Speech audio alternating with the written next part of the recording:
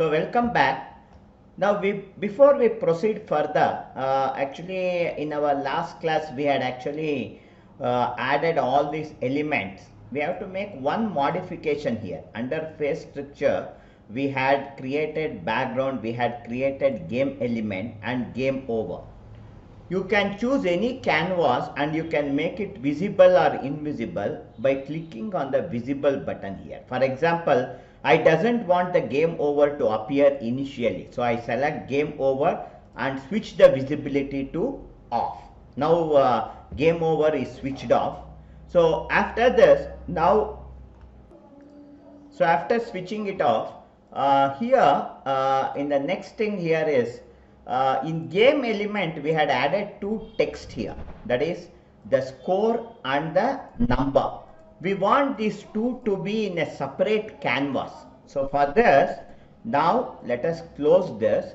Now come back to this focal that is face tracker. Right click, choose add and add a new canvas. Adding the new canvas, name the canvas as score. We are going to give it the name as score.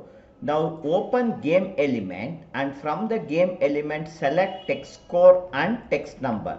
Holding control you can select multiple items. Now drag this both and put it in scores. So drop it over scores. So when you drop it over scores, these two are now moved into the score canvas. So making this modification and keeping the game over off. Now let us continue with our next job, that is we have to create the animation. So the next thing here is to create scripting. We are going to use a different workspace here. So for this, if you come over view or if you click on the workspace here, you have an option here, show hide patch editor. The keyboard shortcut is Ctrl Alt P. If you click on it, now you can see the patch editor has been opened. Now here first we are going to add our first node. So the first action here, what we are going to do, how we are going to start the game. As soon as we tap on the screen, the game should start. So for this we are going to add our first node and the first node is screen tab. So to add it, right click in patch editor and search for screen tab. So if it is difficult for you to search where it is here, then just go to search here and type screen tab. You can see screen tab here. Select it and click add patch. So now you can see the screen tab node is added. So the next thing is, from the right hand corner of this, we are now going to link it to our next node. If you just click here and drag it and leave it, this box again opens. And in this, the next node that we want to use here is switch. So the thing is, see, actually in interaction we have screen tab. And to select switch, again come here in search and type switch. So you have switch here. Click on it, select this switch and you will have a brief description about what it does. So toggle between, okay, so boolean values. So it is whether when something is true or false, this is going to switch. So I will add this patch and the switch node is added over here. Now after this, again from the output here, you just drag this. You have this on off. So if you drag it, you will have the next, again this box opens. And now here the next tab that we are going to use is value. Type VALUE value and you get a brief description about how to use this. Select this and click add patch. So now the value this node has been added. The purpose of adding this is so that when the user taps on the screen, automatically this game should start. That is, you have two options, whether the user has tapped or not, whether user tapping is true or false. So these type of values are called as Boolean variables. So now what we will do is, now click here value, and here you have different types of variable that you can attach here, and we are going to attach Boolean value. So this is the next step. We can also rename this tab. So say for example, I will double click on this value and give it the name as play. So we have given this the value name as play. So we can, in this way, we can add custom name for these nodes. So the next node after this, again from here you drag it and this opens, and now we are going to add the loop animation. Select loop animation and click on add patch. So here from the loop animation, to create the animation, the node that we use is transition. So for this, again from this progress, drag here, and in animation you have transition. Choose this transition and click add patch. So here what happens is, in transition you have to set your start position and end position. So here first we are going to set this transition for BG1. So if you come over in background, you have the BG1 object, and for this BG1 object the initial position is 200. Control C and copy this position, and in transition start position you just paste it. So similarly take the Y value here. So let us select the Y value here, copy it, and here also paste the Y value. And for Z value it is 0, paste the same value. And here, since the movement is only along the x-axis, for the end we are going to paste the same value that we used for say for example, Control E, I will press it and select, copy it, and in Z I am going to paste this. So whatever value we are using here for start, same value is used for end in Y. And even for Z, in case of Z here, select this field, press Control A, then you can copy it, come over to the end here, and then press Control A to select everything and press delete, then Control V, you paste it. So we have this X and Y value will not change. Okay, so it remains the same. So for both, let us copy this, even here we will delete it. So the X and Y value remains the same. The only value that is going to change is the end. So we want this to move. How much it should move? If you come to BG2, it is set at 1000. Okay, so 1000 means already it is 200 here. 1000 minus 200, the end point here should be 800. So press Control A, delete all the number, right click and paste it. Okay, so one second, don't paste this, I will just delete this and type 800. So the end value is 800. We have created the transition, and finally this transition should be added to an object. So select BG1 and click on the position icon. Next to position you have a tab here. When you click on it, you can see that node can be seen in your patch editor. Now drag this and connect it to BG1.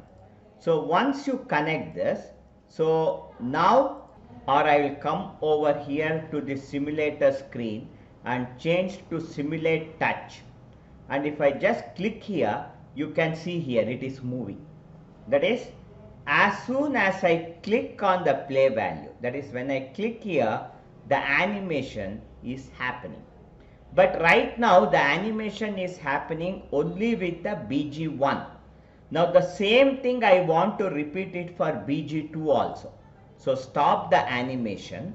Now let us come back here, and in this screen now we shall add one more loop animation here. So again you just drag it down and add one more transition here, and for this transition set the actually the start value to the BG2 value. Select BG2 and select position X, Control A to select everything, copy, come to start here, Control A to select everything and press paste. And similarly here press Control A, copy, come to Y value in start, Control A and press backspace or delete and press Control V. So same thing you do with the Z value, Control A, copy, come here and delete the value here and paste. And even here for the start end also, in Z there is no change, so paste the same value, and again Control A for Y and paste that Control A even in the end also, because that is not going to change. But the only factor that changes is this end value. We have to set this end value to actually 200. Set this value to 200. Okay. So now press enter. So here one change that we have to do is, in case of transition 1, this is not 200. It has to move to the left. So I have to make this minus 800. Okay. So I have to change this to minus 800. And now here I am going to use 200. And then let us select BG2. Click on the position icon here. And the BG2 background will be added here. Now what we have to do is link this transition output to BG2. Okay. So now if we simulate here, when I click it, you can see it is moving, but we are seeing a wide gap between the two. This is because we have not done this calculation correctly. We have to recalculate it and set the value. So the problem here is we have set this end value of transition to minus 800. So let us change this end value to minus 600. So once I change it to 600, now if I tap here, now you can see the background is continuously looped. So in our first stage, we have created a looped animation using the nodes, that is the nodes that we have used here is, just we shall go back on the nodes that we have used here. So if you see the nodes here, we have first used a screen tap. For that we have used a switch, then a value boolean, and then that is connected to a loop animation, so that whenever this value is turned on, automatically loop animation will start. And this loop animation is controlled by these two transitions, setting the initial and the end value. One is set to BG1 and another is set to BG2. Don't worry, initially it will be a little bit confusing, but as you start working, this patch editor or using this patch editor will be more convenient for you. Now in this case, when you are seeing this animation running, if we want this animation to be little slow, I will tap it again, stop it. In loop animation, you have the parameter here, loop duration. Say for example, this is set to 1 now. I will select this 1 value and set it to 3. Setting it to 3, now if I tap it, you can now see the loop is playing in a smooth way. So in this way we can control the speed using this loop animation here. Now here, as you keep adding, that is, say press Ctrl and roll your middle mouse. I can zoom out. See, as I keep adding the content here, what happens is there will be too many loops, that is nodes. To simplify this structure, what we can do is, see, after screen tab and the next is you have switch and you have the play value. Leaving these three things, this entire section of loop animation can be selected together. Select all these nodes together, right click, and you have an option here called group. So when I click group, the entire thing is actually compressed to one single loop, and we are going to name this as bg underscore loop.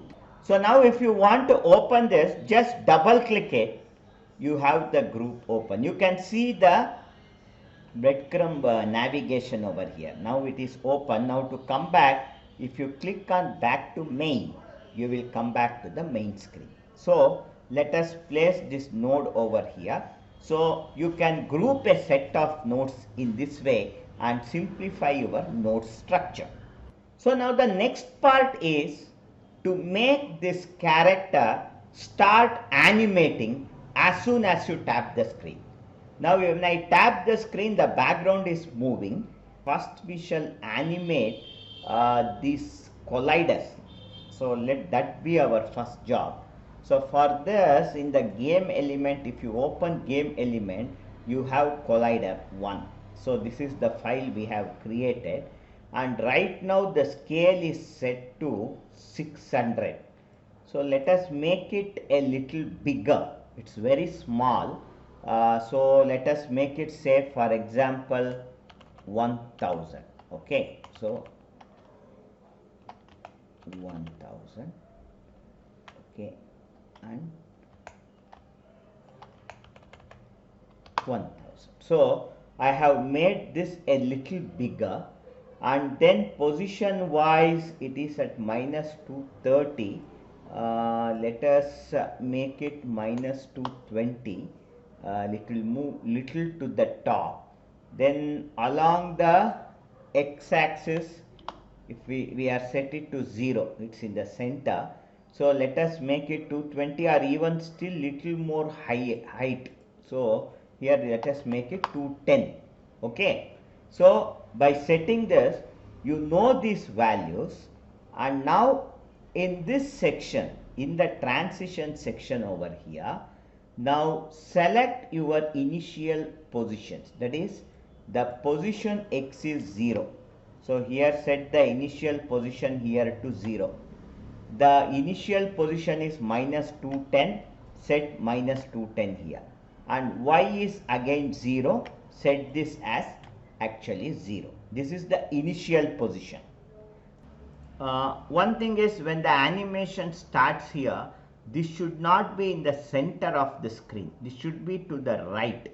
So for this, what we have to do is, in the start value, let us set the start value to 250 here, because if we set the collider position to 250, it will be just outside the screen. You can see here. So I can manually move this over here. It is exactly at this position. So for this, I will set it to 250. Okay, so I will use the same 250 value over here. Now this has to loop from right to left. So for this, now next I have to add the end value.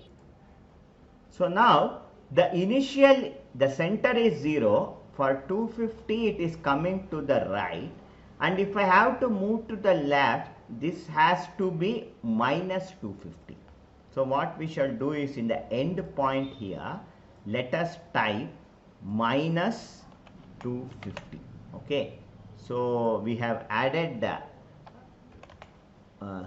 to minus 250, and after this animation has to be applied to the object collider 1. So select collider 1 and click on the position here. This is going to add this node. Now what you have to do is you have to select this transition and apply it to collider 1. So now you can say, oh, there is a mistake, it is flying up. See, it is flying up. The reason for this it is flying up is, I will tap it and stop it. See, first of all, one thing is this loop animation is not connected to your tap. So since we have not connected this to tap, this loop animation is not controlled by your tap. It is starting automatically. Okay, so I will disable this loop animation and I will come here, copy the start value here of y here. Okay, and let us press Ctrl A, copy, and come to end, Ctrl A, Ctrl V, paste. Similarly, even here, Ctrl A, copy, Ctrl A, paste. So these two we will keep it same.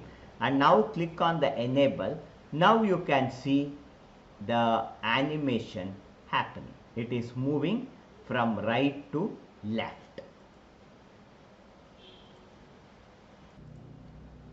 Then our next move here is, now we are having only one object moving over here.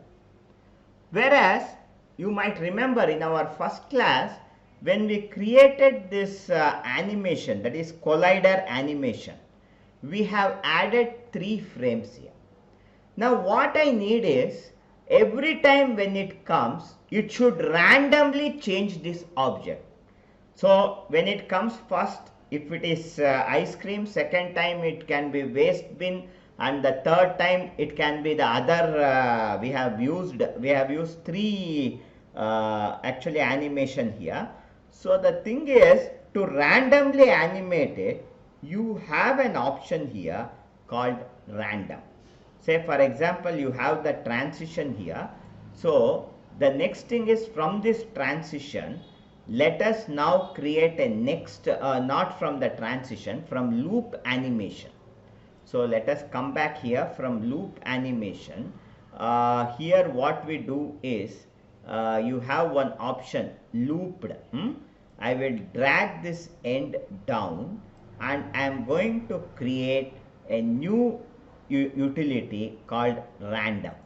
So in math you will have, mostly in math it should be random, or otherwise you come to search here and type random. So you have the random node added here. So we have added a random node, and the next thing is, here we have added the random node, and after this, whenever this random value is selected, this should be because the frame number should be rounded off. So that's for that, drag the value here, put it here, and here in math you will have one feature called round, or you can directly type here ROUND, round. Okay, so let us add round here, and this round will be connected to the cell animation. That is, the if you open the collider, you have the animation here. So here in this collider, the actual field that we want to animate is the current frame. The current frame, you may have 3 frames, 0, 1 and 2. This has to be animated. So for this, what we are going to do is, select this current frame. The collider current frame is set over here. Connect this round to this collider. So now you can see when the animation is coming, actually there are only 2 values that are changing. One time you are getting the ice cream, and the other time the can. We have 3 frames. So for this, what we have to do is, we have to come here and set the end value to 2. So when I set the end value to 2, now you can, now let us see, now you have all the 3 coming. It is randomly coming. See, it is randomly selecting, and every time you have different object moving over here. So we have in this session actually now created an animation, and in the animation we are selecting the frames randomly, and that random selection is done using this random, round and collider. These are the nodes that we are going to use. And now finally you can see that the animation is running. The animation of this, that is the collider, is running. Whether I click or not, this keeps running. This reason why this is not activating with the tap is, when we created the nodes, you can see here the loop animation is independent. It is not connected to this scene tab. So what you have to do is, you have to just drag it and connect it to this. So now what happens is, the animation is stopped. When I tap it, the animation starts. When I tap it again, it stops. Again tap, the animation starts. Again tap, the animation stops. So this is actually now controlled by this tapping. So we have linked it to this. So we have naturally created an animation. We are selecting random frames using the animation. So this is actually, it's a vast subject. This scripting in this Spark AR, you can create very complex games and programs. This is just an introduction for you. If you keep on exploring, you have various options available over here. So after this, our next logic, see again for this, no, here for this entire segment, I'll control and I will roll the mouse to zoom it out. So you have this entire section, okay. This entire section is related to actually collider, okay. I will select this entire section, right click, okay, and choose group. And I am going to name this group as random or collider animation. Collider, I'll just name it as collider. So this has been now named as collider. Okay, now I think you are following it slowly. You can rewind this video and see it again and again to understand it better. So now we have added collider, we have added background animation, and both of these are controlled through screen tap. So in programming, screen tapping, we call it as an event. Event means when you do some event, whether mouse click, you may press a key, or you may actually press right mouse, you may press the left mouse, you may release the mouse. Releasing the mouse or clicking the mouse or pressing a key, these things are called as events. When the user performs a particular action, then automatically a program will be triggered. So here we are using screen tap is an event, and this event is triggering both the animations, background animation and collider animation. Now, similar to actually the event like mouse click and keypad press, the beauty of this Spark AR Studio is you have other events related to your face. So that's why we have initially added this face tracker. We have added this component face tracker. So now come here and select face tracker, and if you come over here, so here you can see the interactions. So I have selected face track, and in properties, in interaction, you have a feature here called create. And when we click on create, you have various actually the events that you can control here. See, you have even hand control. If you rotate your hand, what it should do, handshake, left eye closed, right eye closed, mouth open. If you open your mouth, what it should do? If your eyebrow is raised, what it should do? Eyebrow is lowered, what it is should do? So these are all these are all the events related to your face tracker. And here the event that we are going to use is blink. So select this blink, and as soon as you select blink, you can see here you have around 4 nodes added over here. So this is actually entirely a new event. So this blink is triggered automatically. Spark AR Studio adds all the related nodes and you get the blink here. I will control and press zoom and you can see here. Okay. So now when he blinks, what is the action that should perform? This we have to program it here using the nodes. So to start with, from this blink, just drag a node, and here this time we are going to add animation. As soon as you blink your eye, we want to trigger an animation. Click add patch and you have this animation added over here. Now whenever we add animation, to make it move the position, rotation or scale, we need the node transition. Remember, always animation node is connected with transition. So we are going to drag here and add the node transition. Add the node transition here. So now for this transition, we are going to choose the character. This is the character. So we are going to add the character. This character we are going to use. And similar to last time, the start position of this is taken from the position here.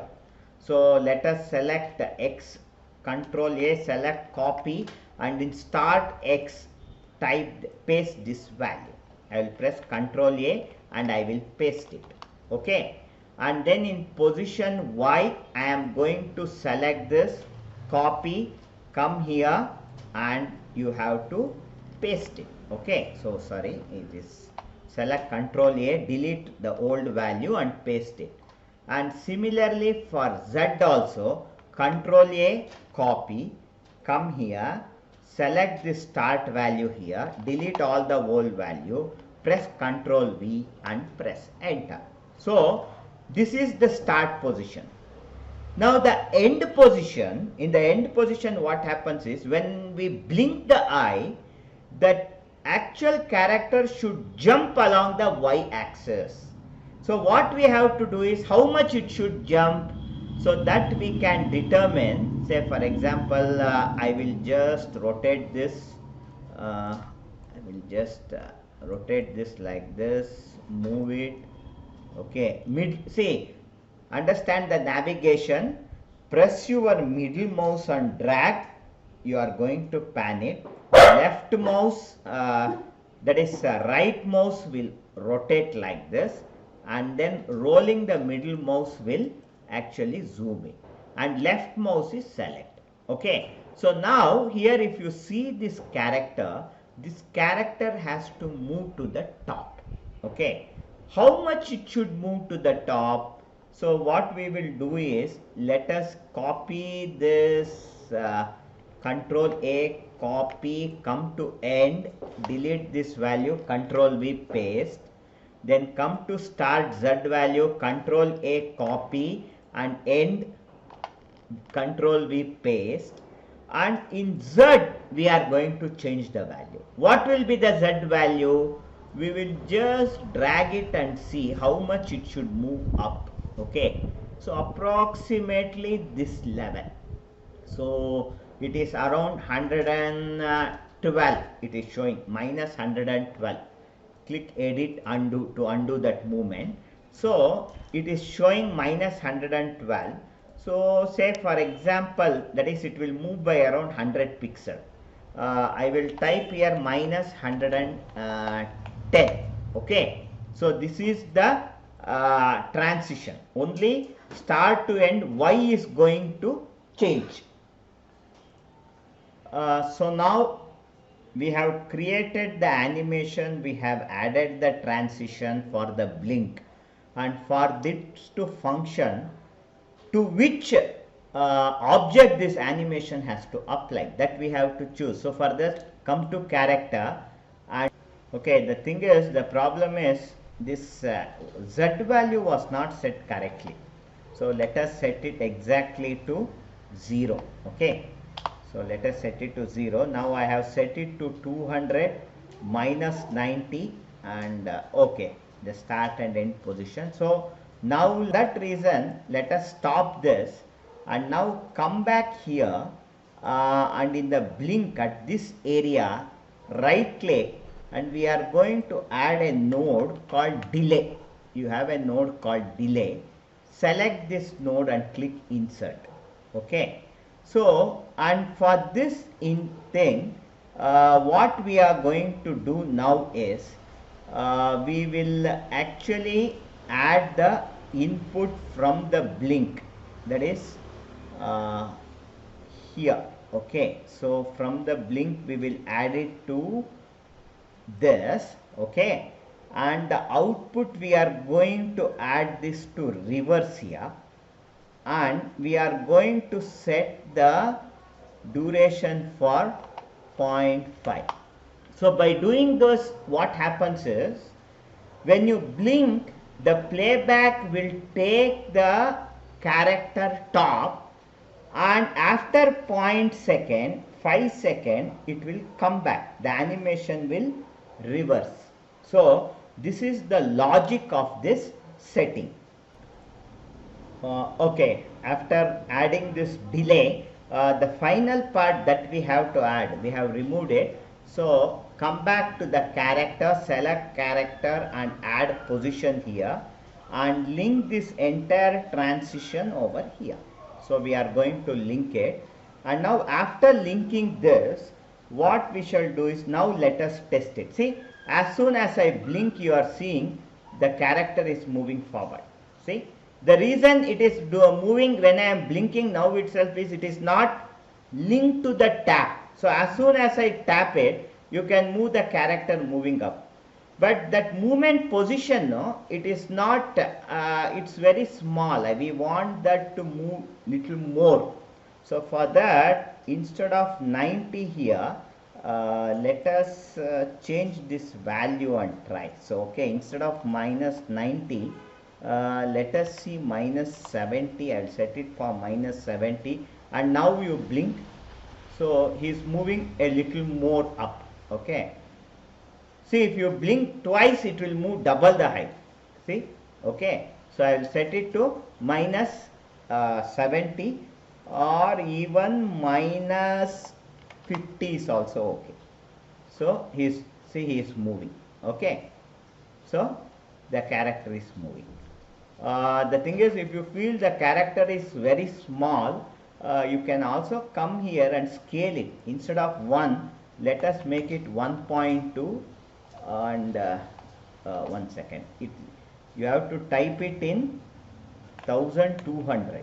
Okay, select all, delete 1200, tab, select all, Control A, select all, 1200, enter. Made it slightly bigger. Okay, so now let us see. If I blink, see, he is jumping. Okay, okay, fine. So the initial position is set to minus 200, or we can even make it minus 200 and little to the top. Say for example, no, this is fine. Okay, so when you blink your eye, see, he is jumping up. So this is the logic. Understand the logic here. We have added the blink, and when we added blink, automatically these 3 nodes were added. Then we added animation, and that animation had a transition. X and Z same value, only in the Y value you have the transition.